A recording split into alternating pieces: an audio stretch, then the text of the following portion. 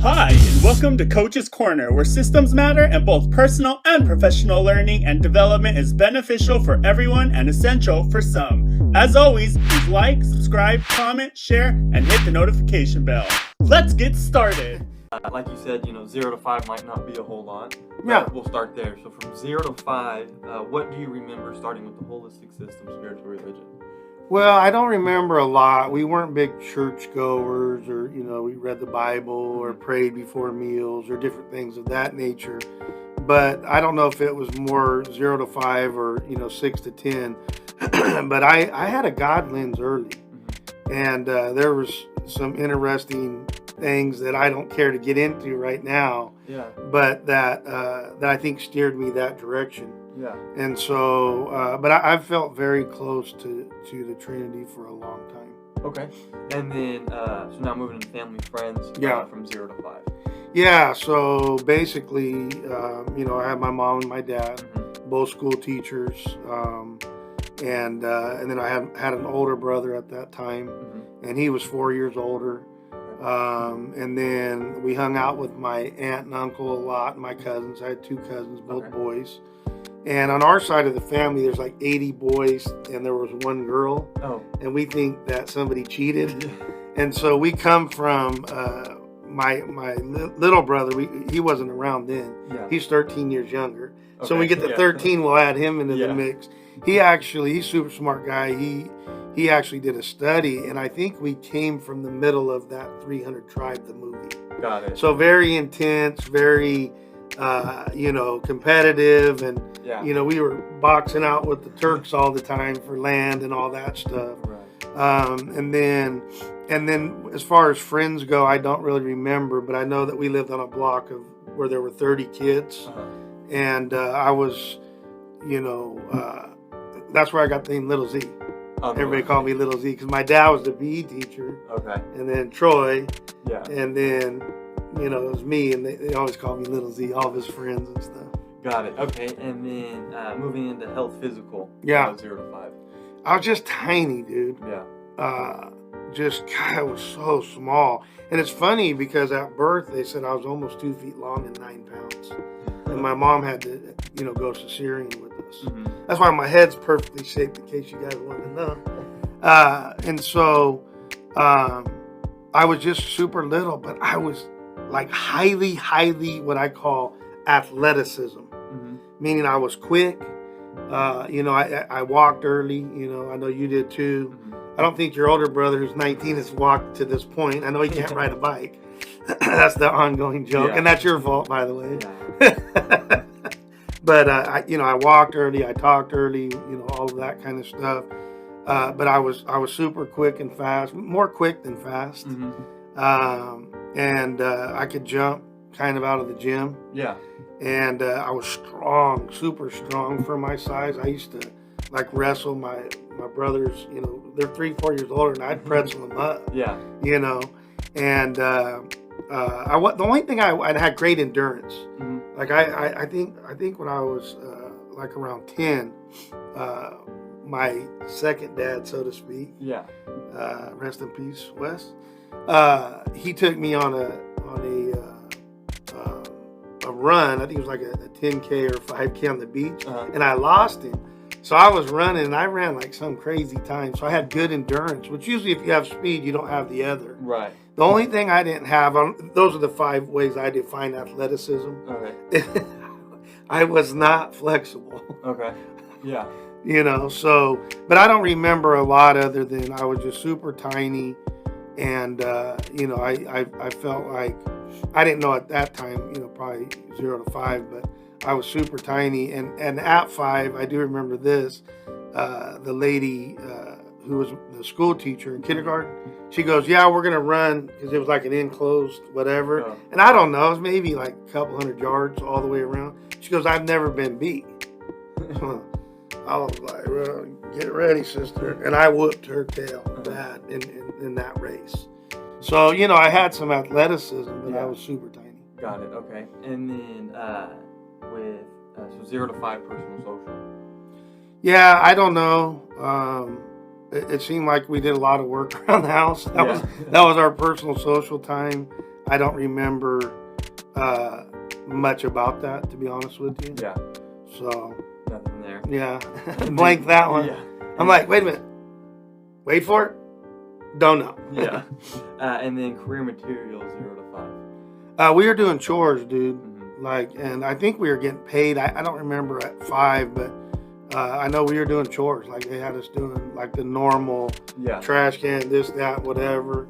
And so we were working Yeah, clean up the yard, all that. all that stuff. Got it. I don't know if we did the yard probably when I was more 6 to 10, Okay. but they probably put me out there to pick some weeds or Yeah. something. That's funny. So now we'll go back to the holistic system, but go from ages 6 to 10. Yeah. Much change in spiritual religion from that time, spiritual religious from that time. I a little bit in the latter part, maybe Okay. like 8, 9, and 10. My best buddy since kindergarten. Yo, Todd, go Dodgers. His folks went to church, and so I think I started to go to church with them a little bit, and then my mom got involved, and we would go to church, and that I know for sure from like the 10 to 15 range, I would go quite a bit. But I don't remember again formally praying or reading the Bible and stuff, but Yeah. starting to go to church. And then I had a grandma too, on my mom's side, grandma and grandpa. They went to church Okay. regularly, Got it. like and so that's probably that. Okay. Got it. And then family and friends. Yeah, we pretty much, it was kind of the same thing, aunts, uncles, my cousins. Yeah. Obviously, we, go to my grandma and grandpa's, but we didn't have on either side, a huge family. And then on my dad's side, they lived about 30 minutes away, and we didn't get there that much. And then my dad's dad, he lived, like 5 hours away. We never saw him. Mm-hmm. So mainly, again, us, meaning, my mom, my dad, my older brother, myself, and then my aunt, my uncle, my 2 cousins. Yeah. And then, I did have not a lot of friends. I was kind of always a one-person person, Okay. as far as that goes.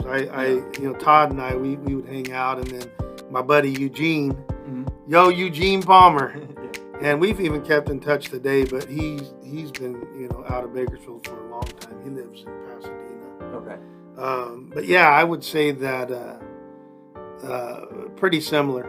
Got it. So, Yeah. But that was when Todd came into play. It was around 6 to 10. Is that correct? I believe in kindergarten, yeah, Okay. because we went to the same school all the way through kindergarten through 5th grade. Okay. And then I went to a new school, and then we joined back up a year later in middle school. Okay. And then I went to a different high school for 1 year, and then we joined back up. And yeah, Okay. so we've been pretty well together the whole time. Got it. And then health physical 6 to 10.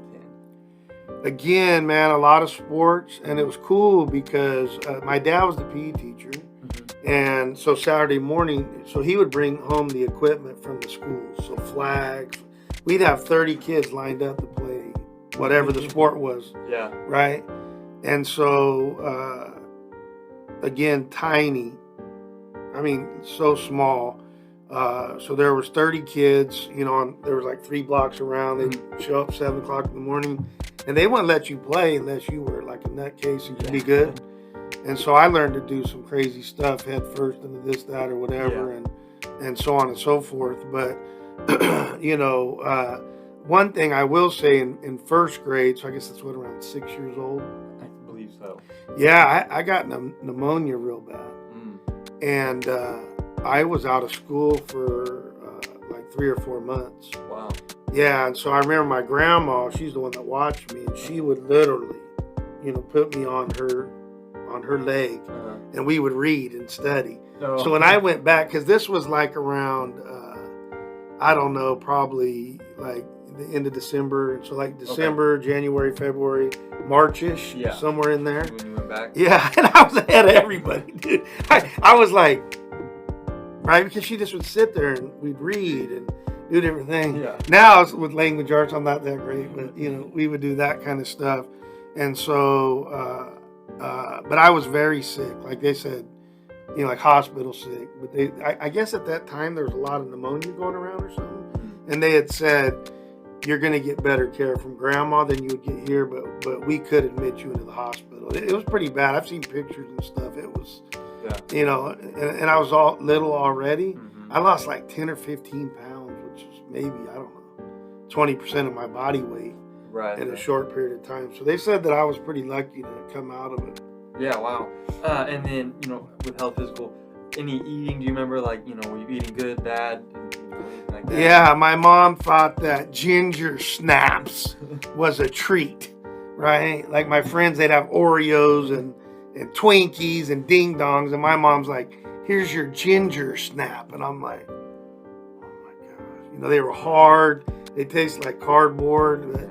But you know, I mean, if that's what you had, you were like, I get a ginger snap. Maybe I can get two. Yeah, I'd sneak a few. Just kidding, Mom. Get to hand the cookie jar. But my mom she cooked, and she did a good job of, you know, providing all of the proper things. Now, I was not a big vegetable guy. Yeah. And, you know, as I'm sure you could tell, I have super bad allergies. And even to this day, and they said back then, I'm glad that kind of got brought up. So I have a lot of food sensitivities and allergies, but the hay fever is like really bad. Yeah. And they said, I guess when I was like 6 to 10, they said that the lining or the membrane in my eye would actually fall out, look like a little baby jellyfish. And I remember that, and I remember getting the shots, and they tried to fix me up and do different things of that nature. So I'm glad that got brought up. I had forgotten about that. So, you know, I'm little. I've got a lot of, you know, breathing deficiencies. Yeah. I forgot to tell you, I got this big bone in my nose when I was 1 or 2 when I was walking. You know, those swing sets go back. Yeah. Bam! Ooh. Yeah, it could have probably killed me, but and the doctor, good job, doctor, didn't fix it correctly. So I can only breathe out of this side of my nose about 20% anyway. And so I'd forgotten about that. So, you know, just it's tough a little bit, right? Right. Just tough physically. Yeah, okay. And then going into personal social from the ages of 6 to 10? Yeah, my whole life was just really sports. I just carried sports all the way down through everything. But I did a lot of sports and, you know, super competitive, and had to, you know, really start learning how to hack stuff. Yeah. You know, systemically. Yeah. You know, better habits, better rituals, better customs, better processes, better procedures. So when I tell people I can help them, I've had a lot of practice, both informally and formally. Right. You know, for a lot of years. You know, it's like I tell people all the time. I said, hey, that guy's going to cut on you. You need to get a surgery. Do you want the dude that's had 10,000 hours, or do you want the guy that's had 10 hours? Right. Yeah, I voted for Carlos, right? I'm taking the 10,000. Yeah. Well, I've had way more than 10,000 because I've kind of had to do the hacks my whole life just to be able to compete. Right. Because as I've told you before, I wanted to be the best athlete. Right, of all time. Of all time. Yeah, like LeBron, like I was going to be it. Right. Right? It was like me and then everybody else. And because I had so much athletic ability, athleticism, it made sense. Now I look back and I'm like, you're an idiot. You're right. My size was so little, there's just no way. Yeah, and it looked like maybe Tom Brady actually solidified who's the greatest of all time after that 7th win in the Super Bowl. That's amazing. Was, you know, so kudos to him and a great season. Yeah, I mean, probably play for another 4 or 5 years anyway, so we'll see what he does. Yeah, and I heard he's a great guy. A lot of people don't like him. You know, a lot of people don't like winners, right? Yeah. It's ridiculous. It's like, I love winners, man. I want to pick your brain. But usually when you start picking them, they all say something pretty similar. They have a mentor, they have systems, they have a good mindset. Yeah. But I think he's special. Yeah. Yeah. Not to mean to get off on a tangent, but you brought that up. Yeah, no. Bowl, so. But go back to now career material from ages 6 to 10. I was working, right? I had 3 paper outs when I was like 8, 9, or 10 years old. Again, very competitive situation. My brother had 3 paper outs. We used to go at it. Right. Like, you know, fold them correctly and do all that, get back and all of that. And I had to get up early, and I loved it, man. I was working. You know, it's like I tell people all the time, and we've talked about this before. Can I go to school and do my side hustle? I'm like, come on, dude. I had 3 basic, you know, jobs my whole life. I had school, I had my job, Yeah. you know, whether it was chores at a very young age or my paper route. Yeah. And then I had sports, Right. right? I mean, 12 hours a day was like, that was laughable to me. Yeah. When people go, well, I had to work 12 hours yesterday. Well, then what'd you do? Well, I went to sleep. I'm like, oh my gosh. Yeah. Come on, dude. Got it. And then still doing chores around the house, so paper routes and chores, or did that? Yeah, oh yeah. And a matter of fact, I think they had me, and I never did quite figure this out, Mom and Dad. They had me start to do the grass and not mow the grass, but the weeds. Yeah. So you were down there. And... Yeah, and I'm like, I'm coming in, my eyes are all swelled up, I'm sneezing, I'm bleeding, all this, and I was just like, I don't think that's a smart decision, but I wasn't gonna backtalk him. I was like, Yeah. well, I probably did backtalk him, but Not so much. well, I was pretty hungry. That's what they say. Okay. Okay. So now we're gonna go from the ages of 11 to 15. Yeah. So I think that's like 6th grade to freshman year in high school. Okay. And so we'll start with the holistic system again, spiritual religious. Yeah, so I got very serious. I mean, this is how serious I was about God, and nobody was pushing me, like my parents, or like I said, they weren't really doing a lot of that. My mom did. She went to the same church I did. So my buddy's church, I went to. Yeah. And so they were sprinkle baptized. Mm-hmm. And so I had to go through a year-long, now imagine this in 8th grade, or maybe 7th grade, I can't, one of the two. I had to go through a year-long catechism. I had to go every Wednesday night. And I'm the one that wanted to do that. So you could tell that there was a good, strong, I mean, who would do that? Yeah. Like, nobody would ever think about, like, I'm going to do this on my own. Mm-hmm. Most of the kids that were in there with me were forced. Right. And I just had a very strong sense of God. And, I think I told you when I was younger, maybe I should have said that. I used to be riding my bike and I'd be praying and I got scars all over me. But just a real, I don't know, man. I can't explain it, but just because there was nothing that would have said, oh, this makes sense. Right. Right. It was just me that just really wanted to seek them, him, and her, and whatever, Yeah. But seek the three of them out. I just really wanted to do that. Well, I knew about Jesus at the time, but yeah. Yeah. Okay. And then family and friends, ages 11 to 15. Yeah, same thing. I just, me and Todd and Eugene, I think, were still around then. He may have left by then. Sometimes time escapes me, but Yeah. we make that joke like, you're like, hey, da-da-da. I'm like, was it longer than 3 seconds ago? I don't remember. Right. I'm actually doing pretty good to remember this stuff. I don't remember most of this stuff. And what was it again? Family and friends. Yeah. From 11 to 15. Basically the same, man. There was really no different. I think my mom and dad, and they didn't have a lot of friends either, but I think one of the, he wasn't my teacher, but one of the teachers, Mr. Spencer, my mom and dad started hanging out with them just a little bit. Because I just remember, what's the name of that? Family Feud.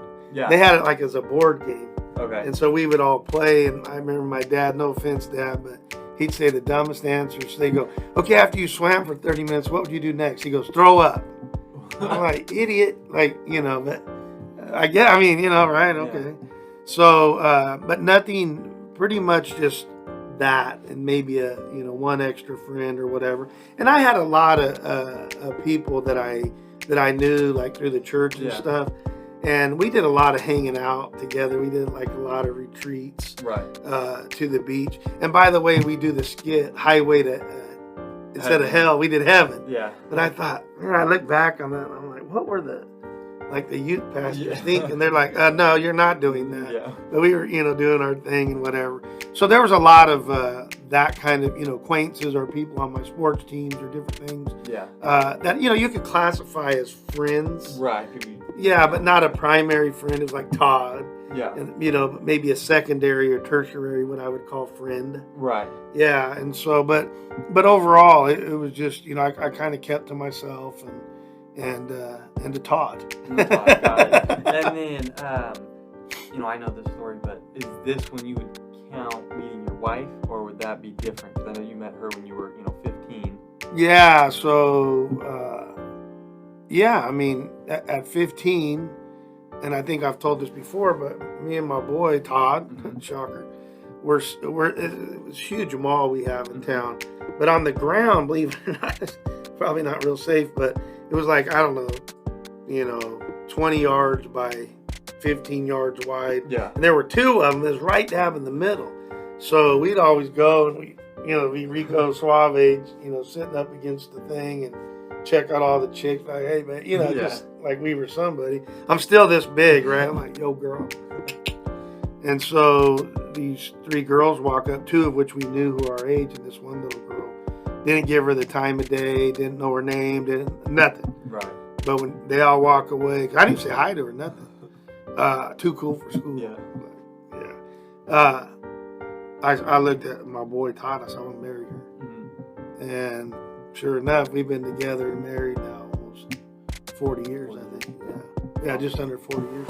Got it. So yeah, and before I met her, I would start dating and stuff, and I like to tell the story of, like when it comes to sales, for entrepreneurship and different things like that. I'd went up to the best looking girl in the school. She told me no, so on and so forth. But I got the fourth best looking girl, and I'm like the 14th or 15th best looking dude at 2'1". And so, a lot of lessons in there in middle school, and that's why I wanted to either teach at middle school or, even high school, but mainly middle school. Man, that's rough for boys. Yeah. You're going through puberty, you got this, and I'm this big trying to compete with gargantuan, gigantic dudes, and, for sports, and then the girls, you were trying to figure that out, and then there was all the, kids that were already 5'8", and, full beard and hair on their nuts and everything else, and you're like, it's a problem. Right. Yeah. And so with ages 11 to 15, how physical? Again, just super small, but extremely athletic. Used to do, looking back, some pretty freaky stuff in games. But, a lot of times the coaches would overlook me because I was so small. I never did figure that out. I'm like, if I beat everybody, on a 20-yard sprint, every time, not just once, every single time, because I was in shape too. I'm like, but I kind of get it because of size. Yeah. But they would always give me a chance when they could. Like, if I wasn't starting. Most of the time I was starting, but, as the gap continued, I was getting smaller and these guys were getting bigger. I became the sixth man off the bench or whatever. Yeah. But I would do my thing, I'd get my little 6 or 8 points, and and I knew how to do it. I'd get to the free throw line. Right. And I could, I was quick, so I could get in there, but I couldn't really get the shot. But I'd get fouled, fall down, fake it, like my magnet. And I knew I could hit those free throws. 'Cause I used to, shoot them with my eyes closed. Right. And I was like 95%. I could hit them all. Yeah, got it. Okay, that's nice. Yeah. And then personal social.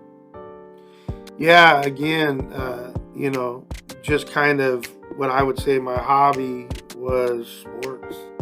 I didn't really believe in sharpening the saw then. I didn't have any downtime. I was on go from, whatever time in the morning. Yeah. If it was doing papers, the paper route, like 4 or 5 in the morning, and I'd hit the bed at like 8 o'clock and I'd be done, Get up, rinse, repeat, so on and so forth. Okay. And then moving into career material. Yeah, so I don't know if that would be the time, but my first real actual job, that's 15, so I guess I really didn't have a job then. That was more when I was 16. So just continue to do the same 3 things over and over and over again. But I do like those side hustles and stuff. I started dumpster diving, and I'd get stuff, and my buddy Eugene, he lived in a huge apartment complex. There must have been, I don't know, dude, like 800 apartments. So every whatever, they had trash cans, and I watched these guys stolen. I'm like, you guys are crazy. I'd jump in, we pull cans out, and so tried to be self-sufficient. I could on a quarter go down and play the arcade game like for 2 hours. Okay. Because I didn't want to be at home. Yeah. So I got so good at the game that I would just do 1 quarter or 50 cents. Yeah. Because my dad was a tightwad. He wouldn't give me like 75 cents. And so if I wasn't playing sports, I'd go down to the local little like Howard's Mini Market or whatever, and they'd have the games there. They had a baseball game that I just would crush and different things like that. Okay, got it. And so, you talked about going downhill, you moved to 16 to 20. Yeah. That was probably the toughest time in your life. Yeah. So, we'll start with the holistic system, spiritual, religious. How did that go? Not much. I kind of walked away from that. Like as a whole, like you were just like, I just walked away? Or was I it still always had a God lens, Okay. but I really put him on the back burner, so to speak, until I was 18. Got it. And then I met this guy, and he says, I watched him for 2 months. Mm-hmm. He worked at at a daycare. We both worked at a daycare, and I watched this fool for 2 months. I was very observing. Yeah, there you go. I'm like, this guy is different. Yeah. So I went up to him, Dave Meek was his name, and I said, hey, you're different. He goes, I know.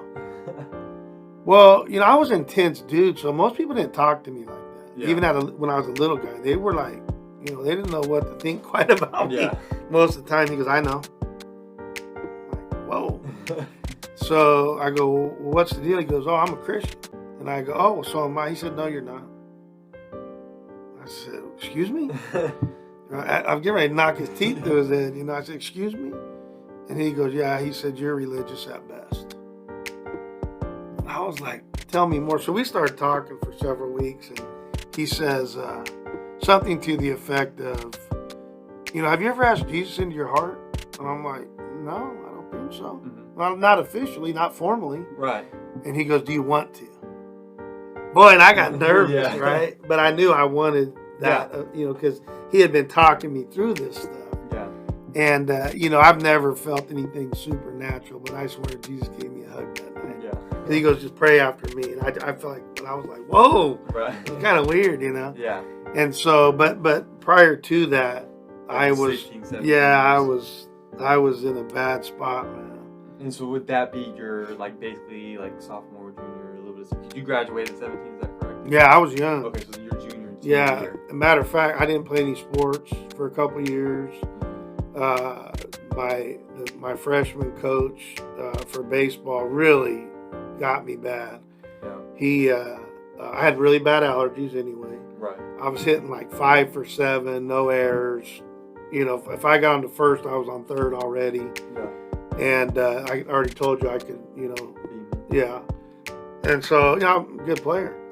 And the next thing I know, I'm not starting. Mm-hmm. And he put his son's best friend in my spot. Okay.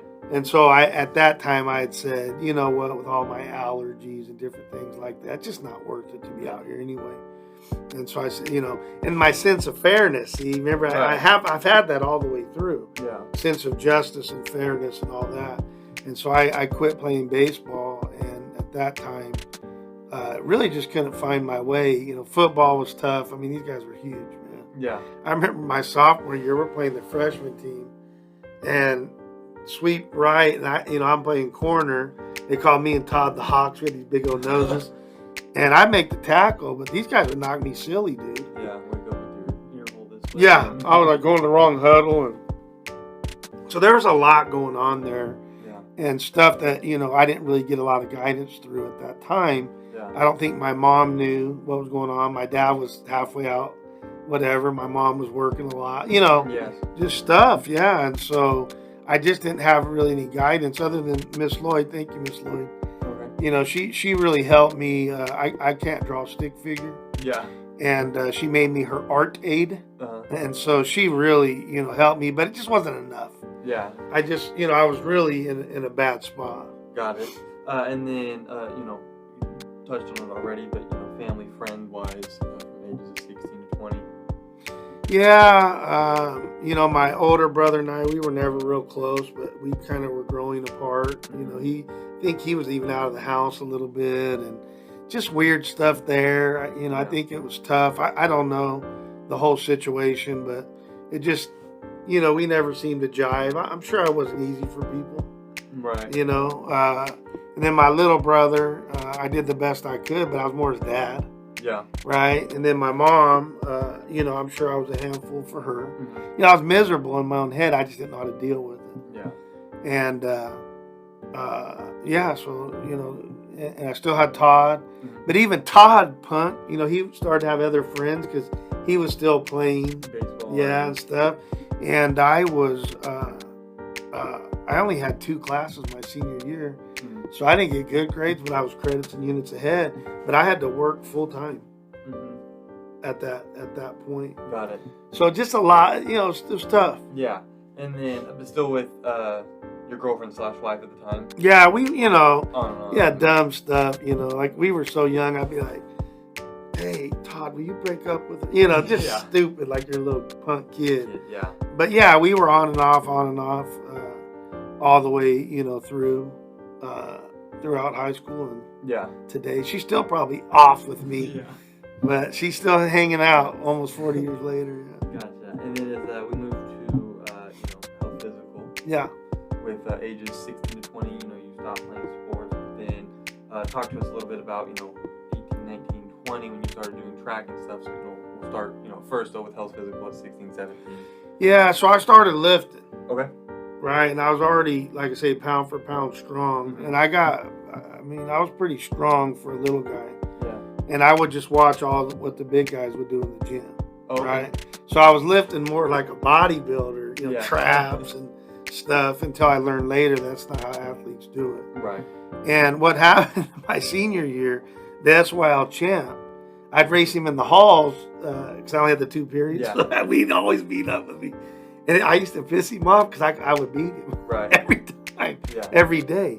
But I wasn't doing any sports, you know. And it had been about 3 years. I hadn't done football. I think my the art aide, Miss Lloyd, she got me to do cross country one year. Oh, okay. And I was like middle of the pack without no training, just because I was a hardhead. Yeah. You know, I killed myself. Yeah. And so, where are we? I'm sorry. I went Yeah. low on the- We were starting with 16, 17. You raced in the SYL. Yeah, and so that'll come back later. But I was getting, to be stronger. And then in like 17, 18, I started doing a lot of power lifts. Mhm. So, and I was about 165 then. So I graduated like 130, dripping wet, Mhm. shoes on, 5-pound weight tied to my butt crack. Yeah. I was basically probably 5'8", 130. By the time you graduated. Yeah, and then I wound up being like 5'10", 165 by, I think, my second year of junior college. Mhm. And the SYL champ guy I used to beat, he goes, "Come out for track, man." He goes, we need somebody to lead off on our 4x1. Yeah. I'm like, nah, dude, I'm busy, whatever. He just kept hounding me. Like, I go, you know what? If I come out, I'm be the decathlete. Mhm. And so I just trained myself. There's nobody to work with me. When you were at your first year of college. First, yeah, it's either my first or second year of junior Okay. college. I can't remember, but Got yeah. And I remember the track coach would walk right by me, look, keep walking. So I wound up being 4th in Southern California my first year training myself, Mhm. which means you go to the state meet. They take half a dozen people from each South and Right. boy, and then this guy's all Yeah. over me. Well, I didn't play that. Like, Yeah. I'm like, dude, you walk. Because I'd be out there in the rain. I didn't know what I was doing, but I was just, I want to win. Yeah. So I got that competitive spirit back up. I got my God lens back up. I was, going somewhere. I wanted to be a teacher. Like, so Yeah. things started turning. I started listening to a bunch of stuff like what I'm trying to do with the people, self-help tapes, sermons, right? All this kind of stuff. So I was, my brain was getting strong again. Yeah. And my body was getting strong, I think even at 165 pounds, I was probably power clean like 250 and stuff. I was strong, I was explosive. Everything was kind of coming together, but Yeah. what I'd never really had was a great mentor Right. in sports. And my mom didn't know anything about sports. She was a great mentor to me, but she wasn't, there was nobody to mentor me in sports. So I was kind of on my own on that. Yeah. Got it. And then with so real quick, you made it to the state championship for junior college. Yeah. And so you're probably 18 at the time. Yeah. And then what happened after that when you were 19, 20? So my coach, so halfway through the year, so like in January, we had an actual decathlete coach Okay. who was a super stud at Washington State. He's like 7,400 points, like 7'2" high jumper. Matter of fact, his brother played in in the big leagues and won a world championship. Oh wow. And he could throw 80 miles per hour both ways. He was the first guy. He had a 6-finger glove, Oh, and I think it was the Red Sox said, okay, if you can throw, 80 plus miles per hour and get 80% of them across the plate, we'll let you do it in a game. Because they would come in, they didn't let him do it. Oh wow. But he was. I went to his house, saw his championship and all that. So he was, teaching me. Well, I came back too soon. I'm very bow-legged, and so again, trying to get every advantage. I walk like this because that's how my legs were. Mm-hmm. So I wanted to run faster, and I read somewhere that if you, because you want to be on right. Yeah. Well, that really screwed my legs up. Yeah. And so what happened is that he was showing me the shot on how to throw my right side, and he pushes, and my knee goes, and he dislocates my kneecap. So I was out a month, and I thought, oh crap, I'm not going to be able to come back. I was too immature, and he didn't really say like be patient or whatever. Right. So I'd go out and throw like javelins, stuff I could do on my way back, because I couldn't really run then. Yeah. So then when I came back, I went real heavy and running stuff. My legs were, the doctor says, the worst stress fracture he'd ever seen. He said usually like this part of your bone, like an inch or so, will be hot on the bone scan. Yeah. He goes, your whole bone's hot. Right. And so I had to try to navigate that. So I couldn't even train. So, fourth in the state of California. Yeah. No joke, pretty much, for not training. Because I couldn't train. I couldn't run. Right. So my legs were all screwed up, whatnot. But anyway, so I follow him. So that year he gets a head coaching job at another junior college. And so I went with him, and he happened to have this local kid in town that was a 7-foot high jumper. And I think they reminded me, Yeah, saw himself. Yeah. And so I told him, I said, look, dude, fairness. Yeah. I said, bro, look, I'm already proven to you. Yeah. This is your first head coaching job. I said, I'm gonna probably, I got a good chance to win. Yeah. But I guarantee I'm be in the top 3. I'm guaranteed that. Yeah. And I said, but if you continue to play favorites with him, I'll leave. Mm-hmm. And he didn't think I was kidding. Yeah. And so that's what happened. He continued to play favorites, and I left, and that's where I, went to just back to my local, 4-year at Cal State Bakersfield, and met he was the great mentor for me finally in sports. Right. Yeah, but it was almost like too late. Right, because you're 20, kind Yeah. of on the way out. Yeah. Yeah. But he was Al Colatz is his name, and his daughter still holds the all-time record as a 17-year-old in, I think, the nation, or is it just California? No, in the nation. I mean, she's a superstar, and he's a super good guy, super great coach and all that. But, you're already 20, 21, you're a hard-head, you're trying to get into credential teach, you're trying, you've got to, I mean, it's just a lot. Right. I wish I was more mature, because he would have been my first real sports coach that would have been good for me. Right. And he was good for me, but it was a little late. Got it. And so now, was 16 to 20 years old, we'll move to personal social. Yeah, so again, I kind of kept to myself. I was working, I was doing school. I'm working 8 hours a day. I lost grad night, no Disneyland, no prom, no nothing, right? Yeah. So even more isolated. Todd was, he had it. He was doing other things with the baseball team and whatnot, and so I just became very isolated and to myself even more. Got it. And so from 16, 17, and then from 18, 19, 20, is that kind of when you started to get into the self-help tapes and stuff like that, or was that a little bit later on? No, that was around 18 Okay. when I talked to that guy Christ, and I wanted to start. Yeah. Who is this guy? Who's Jesus, right? Got it. So I started listening to sermons, and then I had a library that was unbelievable. Probably had, because back then it was, we started with cassettes, and then it went to CDs, like for self-help. There wasn't all these download or whatever you guys do. Yeah. But I mean, I had like hundreds of these things, and I would just consume them 8 hours a day and just start listening. And my mind started to change. Got it. Okay. And then you said that now with career material, that's when you started working full time because you only had 2 classes. So what was that as your first job? So it was called Pace Setter, and it was like a Hallmark kind of. Okay. We did balloons and novelty items and different things of that nature, and it was boring, dude. Yeah, I think there's actually a story you said that you could hit a quarter into any cup no matter where you were. Off anywhere, because I would play court. So we only had 3 channels. I was watching soap operas, for goodness sake. There was nothing else, and there weren't that many people coming out of the store. Right. So I would, I'd go and get it all organized and cleaned up and inventory. That's how they lived. Yeah, I mean, right? Because I was on top of it. Right. So I started doing quarters every which way, off my finger, off my nose, off the this. I could do them backwards. I could do them sideways, right?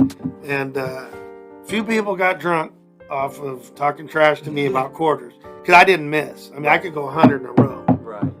And I said, you go ahead and pick where you want me to go from. Yeah. They're like, oh, do it backwards. Going like, oh my God. Yeah. So there was many a time where, my buddy's wife, she talked trash to me one time. Yeah. She didn't feel too good. Got it. When you were Tina, when you watch this, you'll remember. And then with 18, 19, 20, I believe, when you were doing daycare early in the morning, is that correct? Yeah, so I was doing daycare. I got a scholarship for track, and then I was doing the teacher credential program. Yeah. It was 18 hours a day. It was a lot. Mm-hmm. And also at that time in the summer when things settled down, I was going to ask my wife, your mom, to marry me. And again, I didn't want to be like anybody else, so I went and researched the 4 C's of a diamond and stuff. Oh, okay. And so I went out umpired in Bakersfield. It's like 110, 12 hours a day, every day in the summer. Nose was bleeding because I got a bad allergies. It would dry up. Yeah. I mean, full like bleed. I'd stick stuff in my nose. You're out. You're out of here. But I wanted to do that, and so I had saved up $2,500. Okay. And bought that ring. Right. And it was like, it wasn't flawless on the color, but it's pretty close. Cause I researched and all that. Yeah. And so, there's just a lot, just busy, man. Right. A lot of busyness. Got it. Okay. So with 21 to 25, we'll go and start with spiritual religion, the holistic system of spiritual religion. Yeah. So, okay, nothing spectacular there, but I would do some stuff. I wasn't a big church goer ever, but I'd read the Bible a little bit. I'd pray. I'd do a little bit of stuff.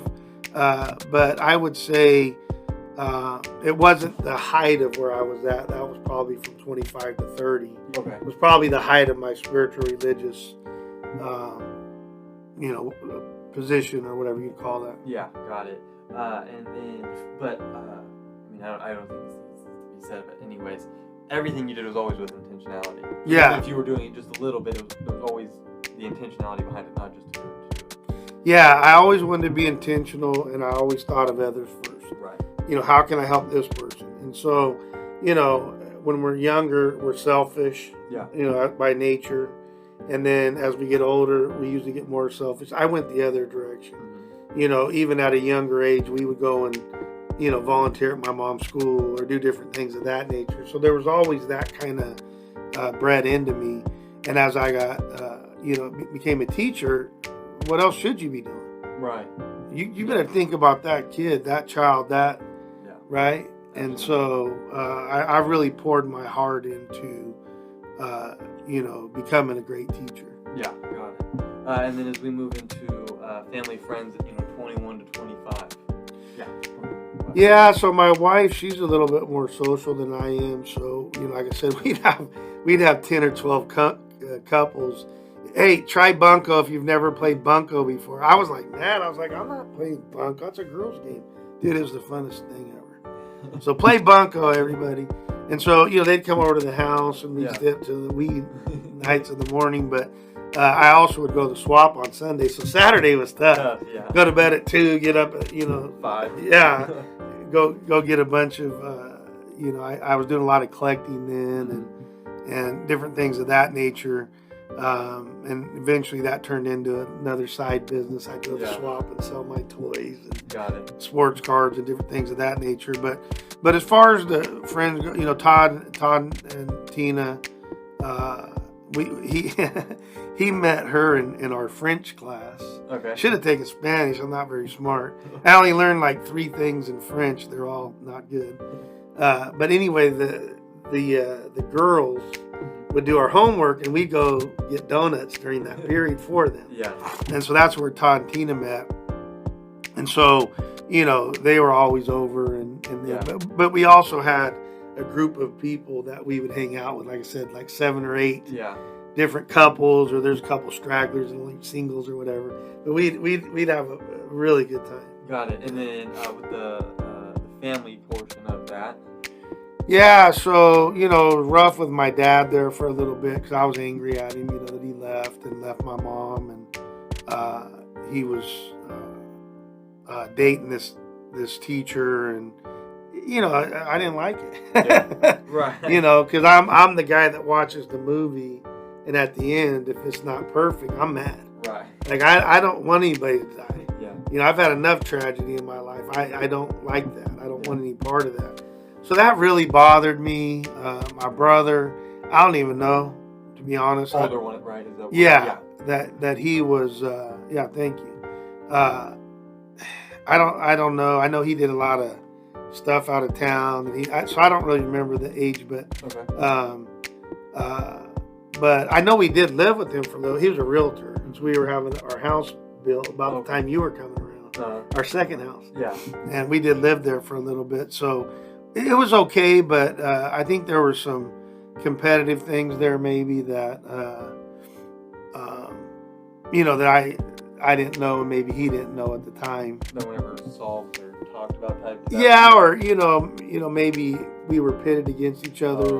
I don't know. Got it. I don't know. We never really talked about it, but we were cordial and talked and did things. And I think we even went to Vegas with him a couple times, but we were just different. And then my younger brother, what is he, 13? I'm 25 or whatever. Yeah. So, but again, still like his dad because his dad had left. So the relationship hadn't changed. Not much. Got it. And me and my mom, we were always tight. We worked in the same school district together and different things like that. And I think around 30 is when we started the after-school program out in our district. Got it. So, just still a lot going on. Okay. And then now with Health Physical, so you're not doing track as much, or I should say, you don't have a sport. Because when you grow up from ages 5 to 18, maybe even, you get to 22, 95% of the people probably do some kind of sport. Yeah. And then after that, only however many people go pro. Right. So how did that look from 21 to 25? Were you still able to exercise and do different things like that? Yeah, so I was in the best shape of my life. So I came out, when I didn't do the decathlon and track, which is what I should have done. I was a pretty good decathlete. Yeah. I would have smoked you. Just saying. But but I wound up just on the javelin because my legs were so bad and all that. So I was in shape as far as like I was strong. Okay. Like I was like strong. Yeah. And so then with the kids, I did have a sport for 10 years. Okay. Because I would play with the kids. I was coaching both the boys and the girls team. And I would run up and down the court. So we would do our training, our skills, our schematics, all that. And then I'd go play against them. And then I would bring the other PE teachers out. So just like I learned with the girls to play the boys, so they'll be good. You played. I had them. Grown men. Grown folks. And the one guy, Aaron Vines, I've mentioned before, 33-0 national championship team. And I told him, don't play up. Right. I want you. And then Willie Austin was on that same team. So he was a guy. Then there was me, and then there was Petrie. And then we didn't care. We threw an Indio kid after that. But we had some other guys that would come out. Like we had a guy that played for the Harlem Globetrotters. Oh, okay. And so he would come out, Reggie Phillips. He would come out and play. And so we would bring different people out. But it didn't matter. Oh, yeah. We'd kick it out to Petrie. He could hit threes from anywhere. Okay. Aaron. Well, he could dunk any which way. He was quick, good defense. So we would just beat the crap out of these kids. Yeah. And legally. Yeah. Right. And we just would play hard with them, and then I would have the 8th or the 7th grade boys play my 8th grade girls. Okay. Yeah, because they were still Right. physically, and so just like I used to do in football, so it was 8 on 8, for like Yeah. flag football. I put 11 guys out there Yeah. and say, that's your defense, you got to beat them. Uh, So, we just did little hacks and little tricks and systems and different things of that nature, gotcha.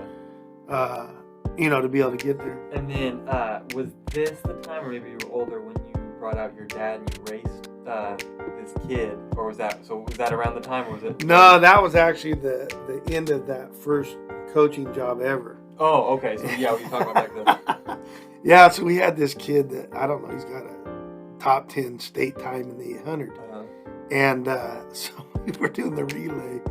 And so I was going to run 200. And then Papu, Yeah. your Papu, was going to run 200. And he was fast. So he was a 9'9" guy. Mhm. And the only guy that could beat him around here was Tommy Smith. Talking about my Papu. His Yeah. dad, yes. Yeah, the guy that, did Black Power. the black power on the top of the podium. He won Yeah. gold medal, him and the other guy. Well, anyway, he was from Tulare. My dad was from McFarland. Okay. And just on a side note, to kind of give you some genetics, I mean, my family doesn't lie, so I doubt that they would be lying about this. Yeah. I only knew him as a cripple, but my uncle Pete, they said, was the only guy that could run with Jesse Owens at the time. Mm. I only knew him as a cripple. He was a mechanic in it. Yeah. And so we would see him a couple times a year, but we had some pretty good quickness. Yeah. And so what was the question again? When you raced. Oh, yeah. Yeah. So we get out there, and I got a pretty good lead. Oh, sorry, real quick. What is the age group? So you were like. They're 18? sixth grade, They're yeah. sixth So grade, I'm like 18. They're like sixth grade, right? So, but this kid was fast. Right. I mean, he was, like state champ, and Yeah. later on. And anyway, so then a couple other kids. It was a good Yeah. athletic school on the boys' side. So anyway, so we get out the 200. I got a pretty good. So I hand it to Val. He's running. I hear, oh! Oh. He yanks his hamstring. Well, work and petty family. Yeah. He's gonna finish the race. Yeah. So he's, comes across, and I don't know, in a couple hours, the pool of blood, both up in his rear end and down, because it snapped the hamstring. And so, And so my dad, even into his 40s, he would race the kids for milkshakes.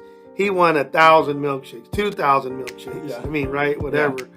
Yeah. And then that was the beginning of the end for him, because he never did recover fully. And real quick, because I think, and maybe not, but wasn't there? He said he did one last race and it came down to the wire. He's like, I'm done. I'm not doing it. Was it something like that? I don't know, Okay. but I know that yes. So him and I both did that. So I'm racing 8th graders. Okay. And we had some freaky athletes, Yeah. like, professional athletes, whatever. And so I could smoke them till I was around 28 or 29, Yeah. in like a 40 meters. Oh yeah. And Lafayette Uh, almost gets me. Yeah. And, dude, his hands were like this big. He could dunk in 8th grade. And he almost gets me. I said, I'm done. that's it. Yeah. Retired on Thank top? you. Yeah, I'm retired, undefeated. Until I And, beat you, but yeah. yeah, no, and I whipped you for a long time, too. And then I think I retired before you beat me. Yeah, you did. Yeah, well, I'm not a dummy, right? I'm going to go out undefeated. Yeah. Well, okay. So then We used to, and this, so we're so competitive. We'd be going to the doctor's office, and he'd be yippity, and I'd be yippity. We go, that's it, right out in the middle of the parking lot, dude. Not even stretch or nothing. We'd freaking race. I think that was the last race because you were like right there.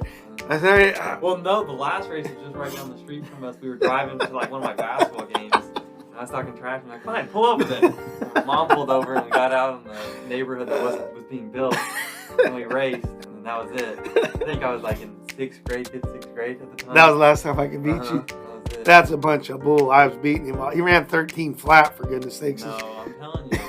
I was quick, I wasn't fast. After about 30 meters. That's true. You were quick. But, okay, so now we'll go back. So 21 to 25 years old still. Yeah. Personal social. I thought we were at like 30. No. Hopefully not boring these guys to death. Personal social. So, we would, do our vacations, and Okay. stuff. But I mainly worked in the summer. Right. I just work, you know. I like to work. And so what ages was this? 20, 25, you said? 21, 25, yeah. So you're Yeah, finally yeah. So we would do vacations and stuff. So I've now been to every state, Okay. all 50 states. So we would go and do stuff mainly in California. Yeah. And then we started to branch out, do different stuff. And then when I was younger, I hit a bunch. Okay. Something else I forgot maybe on the personal social. You know, when I was young, my parents took us off on a trip across the United States. I've seen things that I feel very thankful for that, you know, you'll never see again. Right. Yeah. Absolutely. Yeah. And then the last one was pre-material. You know, so you're working, coaching. Yeah, and so teaching, I mean, sorry. yeah, and so things were, you know, going in the right direction, Mhm. right? So a lot of the high school coaches the high schools were saying, "Hey, yeah, we want you to come do that." And then we were opening the after school program, not at 25, but that, you know, all this was kind of coming Leading. together. And so I'm like, no, I like the middle school. I'm cool. Mhm. And so, because the high schools, they would come watch us play. That's how good this 8th grade team was. Right. Yeah, they were amazing. They were Special. freaky, dude. Yeah, special. Too bad they couldn't stick together, you know, moving forward. Yeah, they all went to 5 different, or 2 of them went to one high school, Mhm. and the other 3 went to another one. And the other one who couldn't even crack my starting lineup, he played for the Pirates. Oh. He was a lefty. He threw, I don't know, like 95 miles per hour. He played for several years. Yeah. Got it. And then just for the final piece of this video, which is 26 to 30, Yeah. with the holistic system of spiritual religious. So, oh, geez. So, I was doing my thing and everything, and this guy, my PE aide, comes in. He's a trainer for all these MMA guys. Mm-hmm. He was on the last episode of Kingdom, Okay. that HBO. Yeah. But he trains all these. He rubs elbows all these. Matter of fact, his partner is Dillashaw. Oh, okay. They have like a little seasoning. Yeah. business. Hey, that's endorsement, Yeah.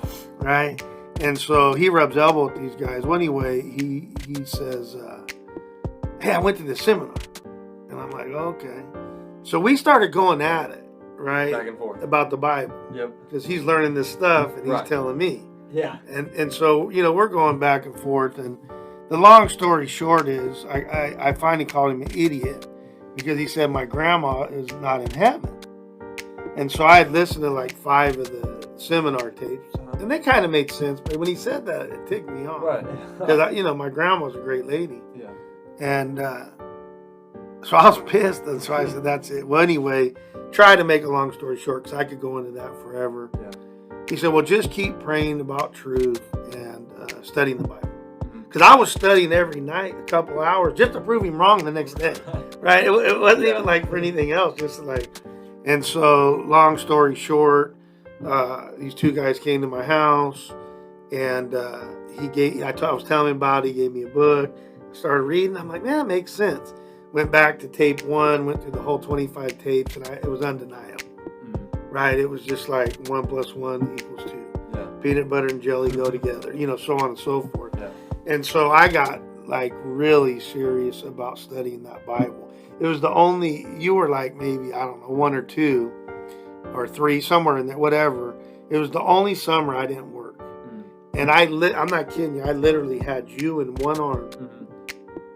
and read the Bible in the other arm. And then I would switch and my arm would fall asleep 8 hours a day. Yeah. And that's all I did. Mhm. I'm not kidding. I read the Bible in it. So I knew that Bible pretty well inside and out. Yeah. Wow. Yeah, and I'll tell you, like I told you, there's only been 2 what I would call, freaky type experiences. Yeah. And one when he hugged me, Yeah. supernatural. I'm like, people look at you like, yeah, right. Yeah. But I got very close to Jesus during that time, Mhm. and I was a different animal. Mhm. I was, I was so nice and so sweet, and I still had my intensity, but it was not, it was Right. a lot nicer. It was, all those things. Yeah. And but he took me over. Mhm. It wasn't me doing it. I don't know how else to explain. People say that. I'm like, yeah, whatever, dude. No, he took me over for about 18 months, and it was the best time of my life. So from like 27 to almost 29. Yeah, somewhere in there. I don't, know exactly. But yeah, somewhere in there. Got it. Okay. And all from this PE aid. Yeah. Do you mind if I give a quick story on this? Oh yeah. So he's about 130 pounds, right? Yeah. He's like 5 foot nothing. Uh-huh. And I was in shape and all Yeah. that. But I love this guy. He's super smart. We would just trash talk back and forth, but he's very smart. So he started getting into MMA around this time. Uh-huh. And he says, hey, I could whoop you. I said, Kenny, let me explain something to you really quick. I said, number one, I am highly athletic. Yeah. Number two, I outweigh you by 60 pounds. Number three, I'm way stronger than you'll ever think about me. Yeah. Number four, did I already say I'm highly athletic? Yeah. Yeah. I said, I've been in a few Quite I've been in a few wing dingers before. I said, my brother has researched that we come from the middle of the Tribe 300. Yeah. I said, there is zero chance that you can whoop me. Mm-hmm. So he just kept badgering me. Now, think about this. Yeah. If I did this now, I'd be locked up in every which way. But he says, I said, Kenny, if you say one more word, I'm going to, and I said, and I wrestled. Right? I said, if you say one more word, I'm going to pretzel you up. In front of everyone. Yep. 150 kids. Yeah. Sorry. No, I hope they can't. I hope there's a statute of limitations I think there is. with the district. This was 25 years ago or whatever. But anyway, so I pretzel him up. Doesn't he say word? Yeah, he says word. and so I pretzel him up and I say, why don't you go ahead and apologize to all these people? And I said, sorry, kids. Please don't have your parents call me. It was whatever. So this was like first period. So fourth period, he starts yippity yapping again. And I said, Kenny, if you say, and I didn't even get out like one more word. He goes, word. And so this time I got him in the banana split. And that's a bad position for if you have a male part. Yeah. And I was squeezing on him pretty good. He's, Yeah. And I said, apologize. We went through. So at the end of this, we had this little gymnasium. It wasn't even like a full gym, like basketball gym. So he goes, let me just get you in a hold. And he put me in a rear naked choke. Yeah. I couldn't get out. Nothing you could do. Nothing. And you said you outweighed him by about 50, 60 pounds. Yeah. I mean, these, once these guys cinch in, technique matters. Yeah. And, but he would have never got to my neck and we'd have been a real, fight there. Yeah. But anyway, and my name is JoJo Dancer. Yeah. Right? Got it. I just had to tell. It's just the funniest doggone story. Just looking back on hindsight, you're just like, oh my gosh. And then, so now, family friends from 26 to 30, first kid. Yeah, first kid, and so now the in-laws kind of come together. Right. I mean, they knew each other and weddings and stuff, but now there's the birthdays, more where there's family. So I would say that the family grew, and then the friends go bye-bye because you're so busy with kids. Right. You don't have time. You ain't staying up till 2 a.m. playing. What was the game called? I said. Bunko. Yeah, Bunko. Yeah. Or whatever that game. I don't know whatever that doggone game was. You're staying up till 2 a.m. trying to get a screaming kid to go to sleep. Yeah. Yeah. So so I would say the family portion of that went up, and then the friends part went down. And I've talked about that with balance. Yeah. Balance spiritual religion and. No, there's no such thing as balance. It's called harmony. Right. Yeah, and so a lot more time with family and really close friends. But the other friends, bye-bye, because they have their own kids, and it's tough. Tough, absolutely. Yeah. And then with health physical at 26, 30. I'm just a beast, dude. Still a beast. Yeah, I have the full combination. Mm-hmm. You know what I mean? Like everything's clicking, and doesn't it make sense? Yeah. I mean, think about the best athletes are usually around 24 to 28, 29, 30. Now, what these guys are doing now is just ridiculous. But, modern medicine, supplement, whatever. But, usually that's the case, 20, because at 22, you may have a little bit more whatever physical, but you don't have the mental capacity yet. Right. So now at 24, 25, you have experience, you have mental capacity, and now you have this physical that just different. It was really crazy. Got it. And then with your personal social now. Yeah, so again, you start to want to do experiential things for your kids, and so we had planned out more systemically. Imagine that. We want to go see every major city in California. We want to start in California. Got it. So we went down south. We went up north. We went over to the coast. We went to the other side of the coast. Yeah. And, you take your kids there, and you start to create memories. Right.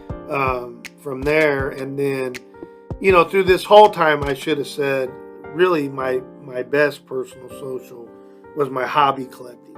Yeah. So I've collected sports type stuff, memorabilia, cards, or action figures.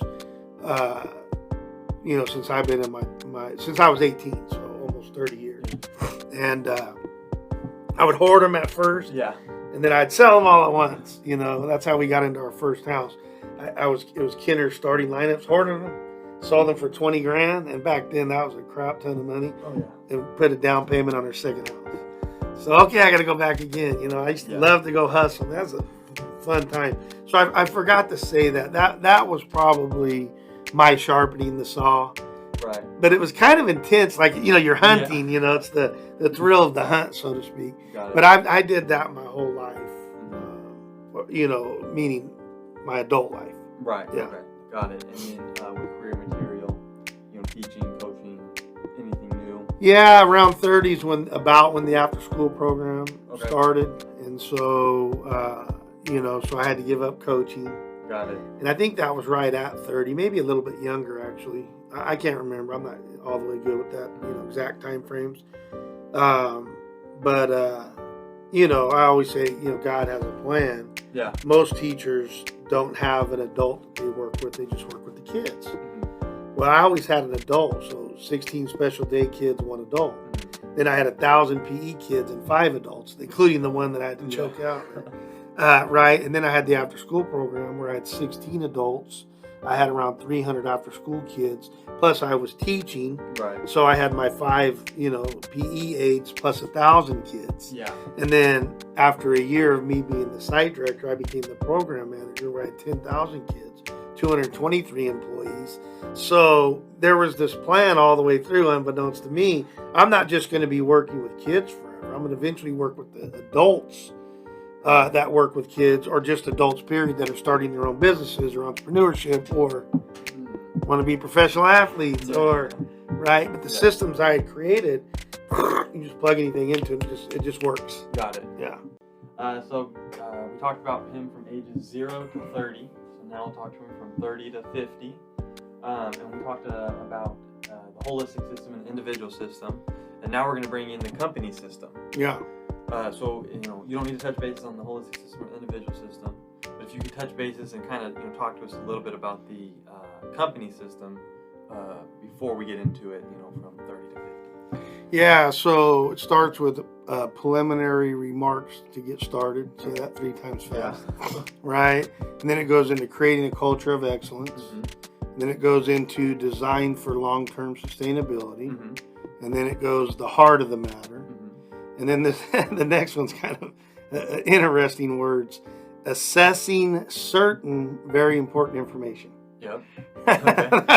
That one needs some work, I think. Since we decided that we're going to start sharing with people, you really start to be even more thoughtful. And I'm like, that's a little rough on the tongue, but we'll figure it out. Got it. But conceptually, it stays the same. And then it goes into moving beyond current best thinking. And then from there, it goes into finishing up in grand fashion. Got it. And as you can see, I will have these written down so that I don't mispronounce them or forget them. Yeah, you can go PRTGS and all the above. Right. And I would like to just explain a little bit of each section or title in this case. So preliminary remarks get started. We start with what we call charting, which is thoughts, thinking, ideas. It could be new or because it's a cyclical system.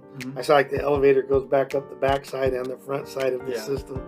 But we chart and then we outline and then we do what we call prototype packaging. Okay. So that's primarily in the preliminary remarks get started. And then from there it goes into creating a culture of excellence, which is both static Yeah. and it's dynamic, so to speak, and not in the terms like you and I would usually say static and dynamic, because static and dynamic would mean something as the Webster's definition, but in our world it means something different. Okay. But to elaborate on that for you, if nothing else, Yeah. because you'll be like, huh, that's weird. Yeah. It's so in creating culture of excellence, you have your horizon statement, your mission statement, your vision statement, your tagline, your motto, all this. Yeah. That's not going to change. Mhm. But as far as creating a culture of excellence, that's ongoing and continuous. So maybe that's a better way to say it. It's one is ongoing and continuous. Right. One happened in the charting, the outlining, and the prototyping, and is now pretty well locked in. Right. Now, the standards part of that, what we call setting standards, which is our goals and stuff, Yeah. obviously that's going to change every year. Right. But the rest of it, if our mission is to level the playing field for youth Yeah. in one of our companies, that's not going to change tomorrow or the next day. We want to continue to do that. So does that make sense? Yes, it does.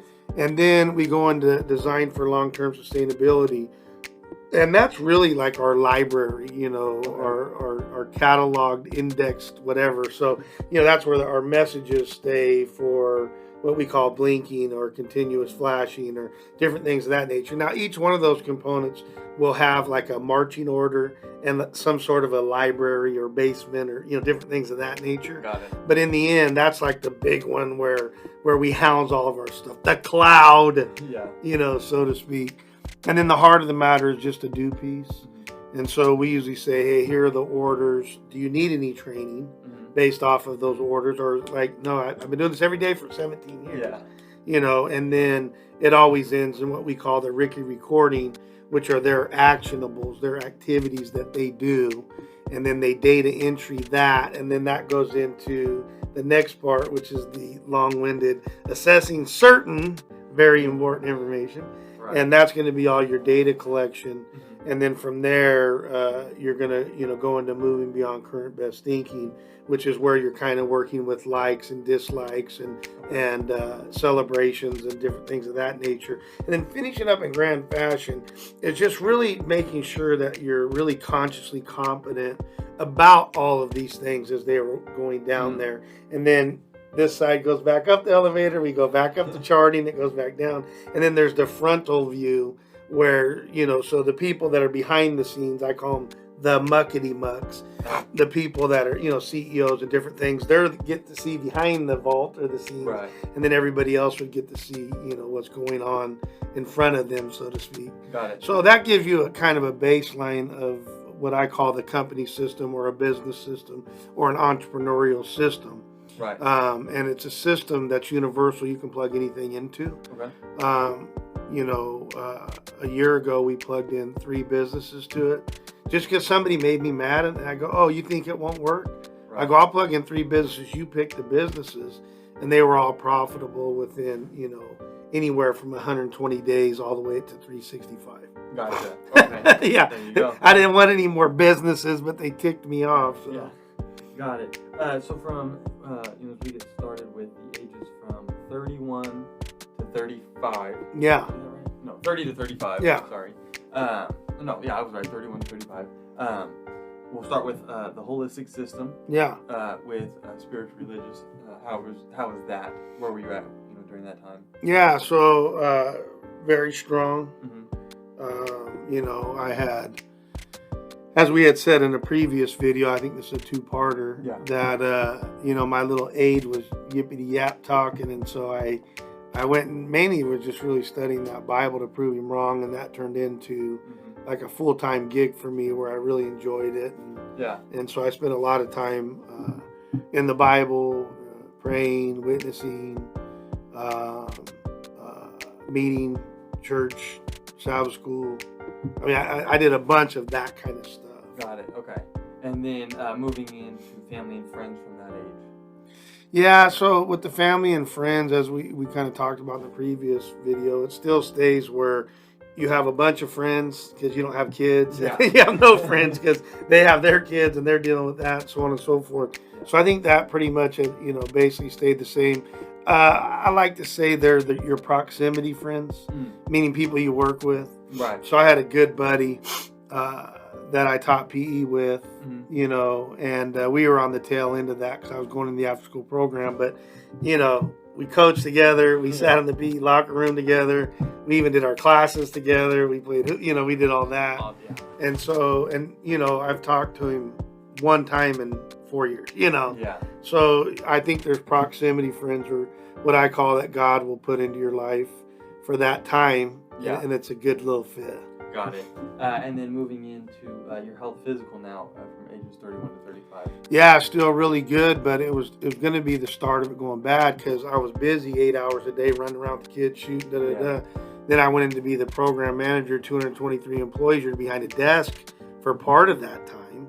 So I'd get there early, 6, 7, 8 in the morning, and then you're behind the desk until like 2 when the after school program started.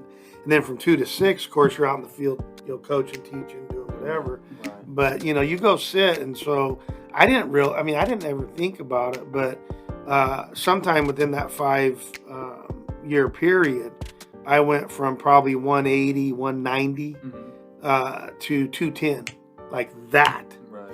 And it didn't really dawn on me. It didn't click. It didn't make sense to me. Yeah. And so I didn't understand it. I'm like, you know, now I look back, go, yeah, you idiot. You weren't running up and down with those kids, you know, 8 periods a day plus after school for the, you know, the coaching. Right. Gotcha. That's funny. And then when it comes to personal social now, for, you know, 31 to 35, still collecting and different things like that. Yeah, collecting and you know, better vacations, making more money, and, you know, different things of that nature. But yeah, those two, the you know, the hobby stayed with me pretty good. Okay. I mean, there was ups and downs with it like anything else, but and then and we weren't big goers. You know, and I had seen so many things from early on. And my wife, she's more of like stay at home. You know, it's like one of those things like, hey, we're going to go to Alaska. And it's like, you get there and you're like, you know, lead up to it, you're like, yeah. And then you get there and you're like, oh, this is the best decision. You know, one of those deals. So we've been doing that off and on for 20 years. Got it. Okay. And then now you're into a new career material with after school at this time. Yes. And the tail end of that time frame, like at 35, yeah, I started my first and second, like what I would call legitimate business. Okay. And we'll talk more about that, I'm sure, career material. But yeah, that was what was going on there. Got it. If you need to contact Brett or Coach, please do so on his social media accounts, email, and or text. You can find that information in the description below. Again, please like, subscribe, comment, share, and hit the notification bell. Thanks, and we hope you enjoyed.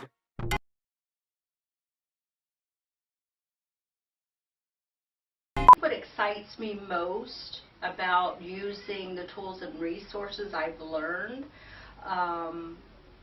is using them in the after-school program and at home.